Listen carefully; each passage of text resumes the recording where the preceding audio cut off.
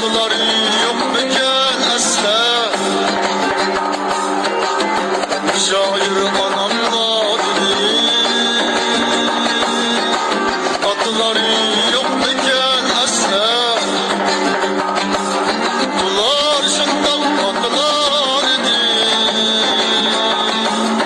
Yolvasını koygan hevesle, bular şundan atlılar idi. Ne güzeller bolgandı şeyda, Sencer balam kadılar idi. Olsun melun her caydı peyda.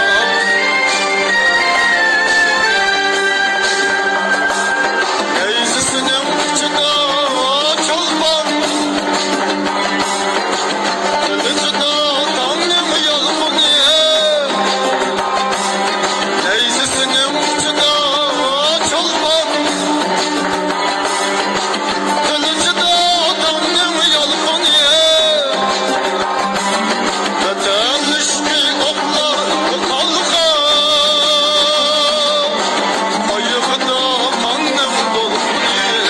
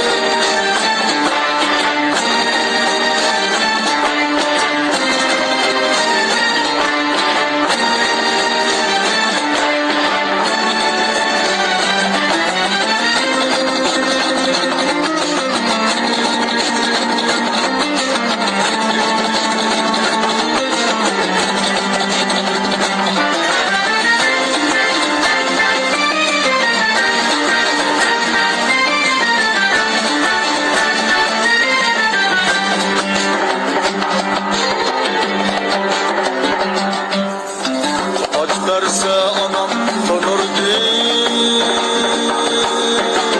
erk vergen atam cenglerde. Aç verse anam donurdu,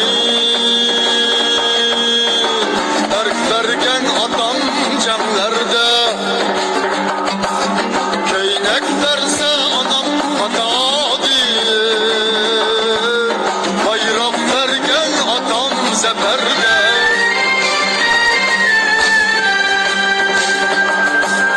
Ben yıkılsam anam yığıldı, atam silkip bindirdi atka. Ben yıkılsam anam yığıldı, atam silkip bindirdi atka. Çabalarda rasam kavladı, harpın kaydep yavlar yatma.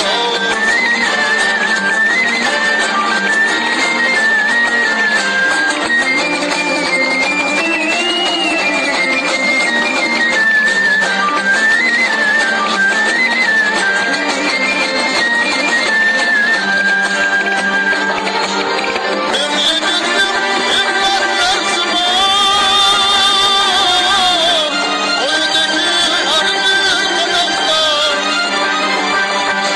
Her külkendim terzime,